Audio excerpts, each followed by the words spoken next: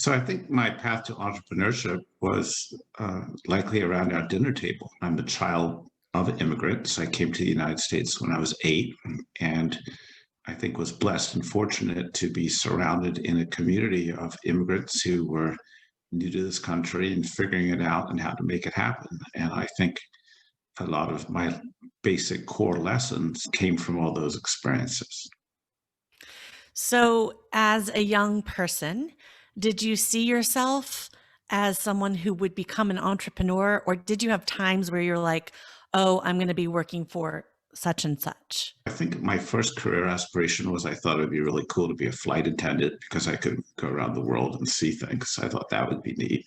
And at some point, I thought maybe about politics. But at some point, it became pretty clear to me that I had a passion for business and new things and ideas and innovation and all that.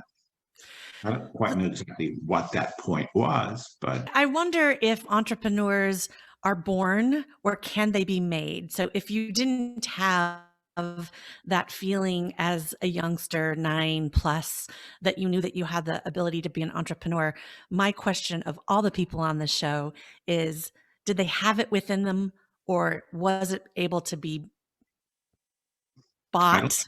I don't think it's necessarily in a gene, but I do think it's part of the environment that you grow up in.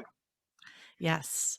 Right. And that's and there are always anomalies to that. Sometimes people react to the environments they grow in. I'm sure there's some people who grew up with extremely conservative, very corporate type parents who absolutely methodically believed in working for the man, and they reacted to that. So it just depends. So when I met you, let me think, at the Fast Growth Tour with Inc. magazine in San Francisco. I also met your brother, which was cool. And you were a speaker and you have a book called The Growth Dilemma. So I want to know, before we get into the nitty gritty of the wonderful PPP coming in, is who should buy this book and what will they take away from the content? The book seems like 50 years ago in pandemic time zones. The book is really about the idea. I think we each have to make a decision about how big we want to grow and how fast and how much risk we want to take at different times. And I always think you should always test your assumptions. And the book tries to get you to test your assumptions about that. So the core question is, if you suddenly had $1 million show up in your bank account, what would you do with it? And where would you invest it? And how much would you put in your business, or how much would you put in a mutual fund? And then what do those decisions tell you about either what you're not doing in your business, and why not, or how much you believe in your business, etc. Yeah, that's great. I think so many people need that, especially like I could have used that long ago. Like I started 20 years ago and I didn't ask any of those questions. And one of the questions that was asked of me on March 1st, which is a funny date if you take it into context of last year, from an advisor. And I said, I want to take my company to $20 million in revenue. And he was like, do you really? Because with that comes more employees, more problems, more lawsuits. And I thought, oh, I hadn't thought about the lawsuit part. It's just a part of the potential. I think that book, first of all, it's something that you created out of your entrepreneurial journey and out of your core business, MultiFunding. And it's a book for sale, but it's also a book that can put you in the forefront as an expert. And for this podcast, the listeners are entrepreneurs of varying degrees, but also people that want to be an entrepreneur. So I always like to use these episodes to be able to teach as well as find out about the cool, fascinating entrepreneurs. So let's get into it. Let's talk about the next wave of the PPP and what you are thinking about it, what you want it to be, and what you can do to help people understand more about it. I think the first sort of big thing about PPP is that it's not for everybody this time. So the first time around of PPP, you really had to be almost crazy not to take it. We didn't know what was going to happen to the world. Everything was entirely unpredictable, and there was this pile of free money sitting there. Now, many businesses have sadly been decimated through all this, and some of them have shut down. And this round of PPP is for them. Many other businesses have hung in there or survived or figured out how to reinvent themselves or all this. And this round of PPP probably is not for them. So you have to get it, you have to prove that you have a 25% gross receipts reduction in one quarter of this year compared to the same quarter of last year, or in aggregate in 2020 compared to 2019. And then, so that's the first criteria. That's the criteria to get it. And then if you meet that criteria, the next question you have to ask yourself is, do you need it to survive? And remember that you're signing that, and remember that your name's going to be on the wall for taking the money. And different people will think about that with different levels of emotion, and I'm not judging anybody, but I do think it's important to take pause and just think about all of that. Some businesses unequivocally, it's already too late. They need the money. Many other businesses, not so sure. So on that, the first round of PPP was like the Wild West. I think you may have even made mention of that. It was almost free money, and lots of people applied for it that absolutely did not need it, and they got it, and they didn't give it back. And lots of people applied for it and needed it and didn't get it, or their banks they thought would be supplying it, and then they weren't. So there was just a mass chaos. And then this next round is a little more, because we have the experience of the first one, it's going to be a little more well done, hopefully. Although it does seem like banks, even with the first round, still aren't quite sure what's going on. And I think that stems from waiting for information. Is that correct, Ami? There's still some confusion, and there will be. These are enormous programs with vast degrees of complexity and tens of millions of hundreds of nuances and scenarios that people aren't thought of. And every day I get stumped by a couple of questions that I don't know the answers to. It's much better done than last time, but it's still going to be a myriad of complexities and issues and confusion. Do you think that the questions that you're stumped on now will be answered? And if so, when? Months, weeks? I hope so, over the next weeks. Remember that usually when a government rolls out a new lending program, people have months to write the guidance and think about. There's bureaucrats who sit there and they think about this and that, and every scenario and every contingency, and they do decision maps and scenario planning.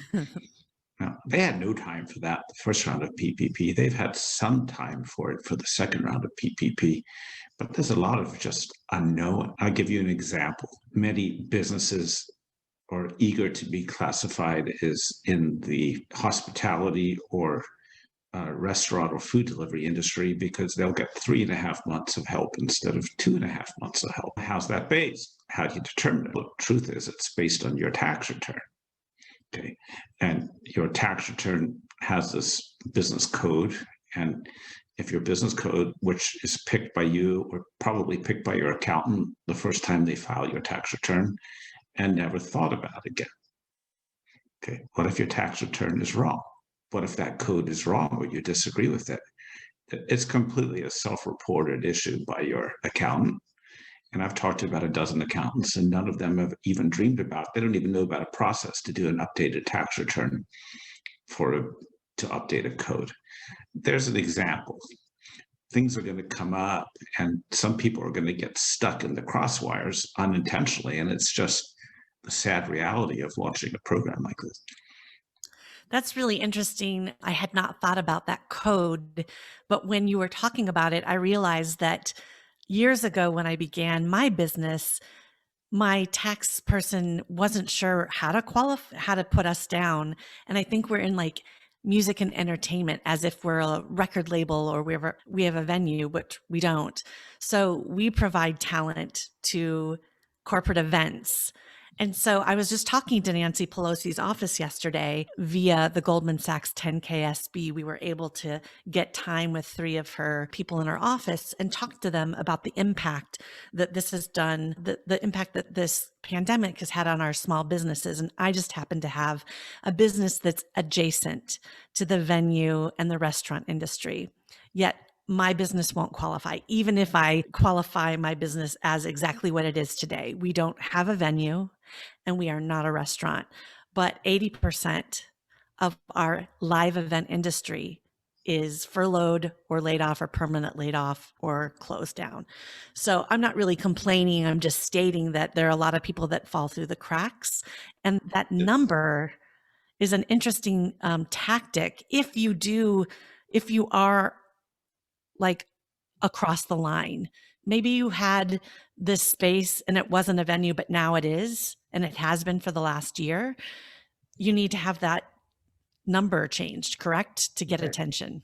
And then how do you do that? And what's the process? And then, so you do that. Now the IRS is completely backed up. We can't even get verification of 2019 tax returns for loans right now because the IRS is backed up because they're all working from home. So Right. there's just all this back end plumbing stuff that it's the nature of the devil. And I get it. It's frustrating to some people, but just realize that everyone's working really hard and try to be patient with them. Yeah, so you had mentioned in an email to me that you wanted also to talk about the provisions in the bill for SBA loans and their incentives and benefits. Can you speak to that a bit? Yeah, I think it's important that there, in addition to the PPP, many people just aren't going to be eligible for it. But don't just assume if you're not eligible for PPP, there's not something in there for you. If you wanted to get an SBA loan to grow, to expand, to restructure your debt or anything like that, there are incredible benefits for that. So all the fees are waived. And then for up to 9 months, after your first 6 months of payments, you get the first $9,000 of your payments completely forgiven. So as an example, if you got a $350,000 SBA loan to $350,000 SBA loan to grow and expand and hire some people, I think your savings on that are close to $32,000. So there are some really tremendous things, and it's really important, I think, to take note of them and understand them and see if those could help you. So is that something that people could reach out to MultiFunding to know more about? Yeah, if you want to, no problem. And So then, if you have a couple of things, you go to us, you go to your bank or whatever. If you have a existing debt and you want to restructure it, you can get a 5% haircut on that debt. So there are really incredible opportunities, and we're super excited. We're getting ready to launch a campaign called SBA Ignite. And our goal is we want to educate 1 million business owners and entrepreneurs about the SBA this year. that's incredible because it is, as a business owner, I have actually talked to you about SBA loans, and I considered that was pre-COVID. And now I'm interviewing you because I want to. I find you to be a very interesting person, but also you have a wealth of knowledge to share with a great group of entrepreneurs. So let's talk about that SBA loan. You just had said previously the SBA is really backed up. Is this part of the SBA that executes those kind of? The IRS is backed up. The IRS, but SBA you think is more accessible right now, or it is accessible? You don't access the SBA through the SBA, you access it through an SBA lender. And there are about 2,200 of them. Now they're busy with PPP, but if you go to the right ones, they also have the government's created great incentives for them to encourage them to make SBA loans as well. Great. And so this is a totally okay time to blow your own horn and just say what MultiFunding does and be able to receive all the people that are interested. So who should come to you and what can they get? What we do in our core business is if you want help to get any kind of loan, what our mission is to explain things in English, make sure business owners and entrepreneurs understand where they fit into their debt markets, what their options are, what the pros and cons are of the different approaches. We want them to understand exactly what they're getting into. And then if you choose to want our help, we hold your hand through the process. We package it up, your loan, we take it to a network of lenders that we've built. And if we get the loan closed, we get paid a commission, usually paid by the lender, and the borrower doesn't pay anything. We've been doing this this is our 11th year, and we've built an impeccable reputation and completely passionate about helping business owners reach their greatest growth aspirations. And not all of that, but a big part of that is making sure you have the right capital structure to do it. And so how have you been able to, and what was your approach to scaling and growing your company during this time? You came out of the bat helping people. I remember that vividly. I helped you with a website to give people information about CPAs and CFOs and such. But what has happened to your business this year? Look, first and foremost, we realize, and we continue to realize, that we have a responsibility to educate. Each of us has, I think, a unique skill. And I think I have a unique skill to be able to explain complicated financial matters to people in English. And so we decided that our job was to just get in the forefront of making sure people were making thoughtful and good decisions about how to handle all these programs. And we launched daily seminars and series and community sites, and we were blowing our brains out. We're a fairly small company, and we got it all under control. We're going through that again a little bit right now, but we know better how to handle it. And at some point, I think in March, I was getting an email every second or something. It was like everyone I talked to in the last 20 years, and their mother and their uncle and their neighbor and their dog wanted to be our best friend all of a sudden. And we didn't make any money educating people about the PPP, but we were fine with that. We didn't try to broker the loans. We're not trying to broker them now. We just thought about that as our honor and our privilege to do that to the community. Now, has that had a halo effect on our brand? Sure. We had a great year. We closed a lot of loans. We got very involved in the Main Street lending program. That was really hard to do. And we helped a bunch of people get those loans, and we made some nice money doing that. But our core service and value of serving that Main Street entrepreneur and making sure they were getting pointed in the right directions and making the best possible choices they could, it's just part of our DNA and who we are. I would assume, and let me know if this is true, that based on how much coverage you were able to basically spread yourself, because you were on everything, you still are. In my purview, I see you online, I see you on the Inc. magazine columns, I see you doing your seminars, which for listeners, that is Ami's way of saying webinar, which is awesome. Did you have to add quite a few people to your small team? We did. We grew. I think we grew we started the year at 6 and we ended the year at 10 or 11. And I expect we'll grow again this year. But we did it thoughtfully and carefully and just did our thing. I'm wondering what MultiFunding does for their own debt and your own financial structuring, or are you bootstrapping? We don't have any debt. Okay. I also probably retrospectively made a bunch of decisions early on that I'm still cleaning up, but we don't have any debt. Mm-hmm. But you know where to go and what. Yeah, and we also have it's interesting to we're a very profitable business, and we don't have venture capitalists telling us what to do. Or do you have people knocking at your door asking to acquire you and things like that? I ignore all those people. I do too, although someone did just say, if I were to give you $5 million right now for your business, what would you say? And my answer on March 1st would have been, no way. And my answer right now would be, I'm money and run. Right? Consider that. I'm so glad that you talked about profit, because that's the next question I had for you. Is a lot of people don't know what their industry averages are for gross profit or net income. I would say, do you know what yours is? But what is your industry's profit margin typically? I don't know. You don't know. My industry is an anomaly. So in the loan brokerage business per se, what we do, there aren't many people who are like a one-man shop who do this locally in their community. Then there are these crazy quote unquote fintech lenders who do this online and raise tons of money and all their baloney, who think I compete with them, which is a joke. And then there's us. And so our biggest competitor is somebody choosing to go to the bank rather than trying to come and have us guide them through the process. I don't know what benchmarks are, but if you are in an industry that benchmark data is more accessible, I certainly think it's a good idea to check it out and try. Yeah. So my follow-up question to that is, what percent of revenue for your net would make your heart sing? So since you don't know your benchmark, which is many people don't, is there a number that would just make you ecstatic for that one piece? Yeah, 35%. Yeah. Great. So I was talking to Josh Kopel, who is a restaurateur in Los Angeles, San Diego, and I was devastated to hear the average of restaurants. I thought it was 10%. And he was like, "Oh, that's on the high end. It's 4 to 6." And my question to him is, why would anyone do it?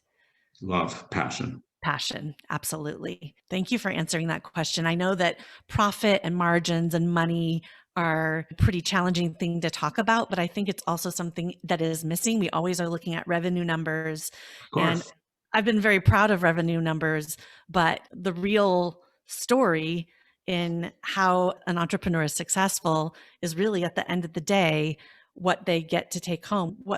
How they choose to spend it or use it is, up to them. And again, at the start of my career, had I known what overhead costs would be, I had $1 million payroll before March 16. And it didn't bother me because we had so much money coming in. But whoa, did last year really open my eyes to even more of what people need to do. Changed everything, right? It did. It did. It made us all grow up really fast. So this year, if you had to think of one specific strategy that you're really focusing on to take your business into this next year and potentially scale and grow it, is there one that comes to mind? Yeah, I don't want to travel anymore. I used to spend 70% of my life away and on airplanes, and Your dream of a flight attendant had come true. You just didn't have to serve others. I don't want to live on American Airlines anymore. And it'll be interesting, not just for me, but for the world and for business, as the world does start to get back to more quote unquote normal. What will normal look like? So will we go back to our old habits and our old ways, or will we stay in what we've learned? And I think it'll be a combination of both. Just to show some contrast to it, I have many friends who are shutting down their offices permanently. They figure, we've learned to work from home, we can do it. People save their commutes. We want to save all that rent expense and this and that. It's a huge savings, but at what cost? We don't know yet. We just signed a 5-year lease for a brand new office. Yeah, congratulations. Am I crazy? Right now I'm sitting here by myself, although people pop in and out of here during the days, and I'm like, what am I doing in this 3,600 square feet? That's a lot of space. It's a lot of space. Well, hopefully it's at an incredible deal. And it came beautifully furnished, and all the furniture was here, but it's not going to be black and white. It's not going to, I will be back on some airplanes, but I don't plan to be back on airplanes like I used to be. And you won't need to. You and I are both involved in Entrepreneurs Organization, and I just got into the Global Speaker Academy, which I was very excited about, but it's in Miami. Right. And I'm in San Francisco. And I hedged that they might do it virtually. And up until a couple of days ago, they were still doing it live, which they are, but they're allowing for the 8 of the 32 that got in to do it virtually. So the drawback for me, of course, is not being able to really see people in person and really develop stronger relationships with them. And also I have to get up at, let's see, the course starts at 5 a.m. Pacific every day. But I find that virtual communication and virtual events can be really dynamic and very useful. And I feel I've seen you a couple of times at the Inc. Magazine events and such, and we get to talk and go out to dinner a little bit. But having a conversation with you these few times over COVID, I still feel connected. Just different. It's not that one's right or wrong. It's just different. And it'll be a combination of both. But I don't think the world's going to go back quite to what it was like. No, I think it'll take a few years for people to change their patterns back. And that would be for people that really love, that thrive. I don't know. I am very outgoing, but I'm introverted. I prefer to be alone. I prefer to be home. And for those of us that feel that way, virtual is amazing. It's just different for everybody. So we're nearing the end, and I'm wondering if there's anything that you wanted to share with people that we didn't cover, because I wanted to make sure that you got all the information and all the teaching that you could do in the short time out to the listeners. I just try to stay positive. I know it's hard sometimes with such a difficult and fast changing and confusing world, but try to stay focused on our missions and focused on our communities and our friends and our family and our employees and our teams, and everything will pass.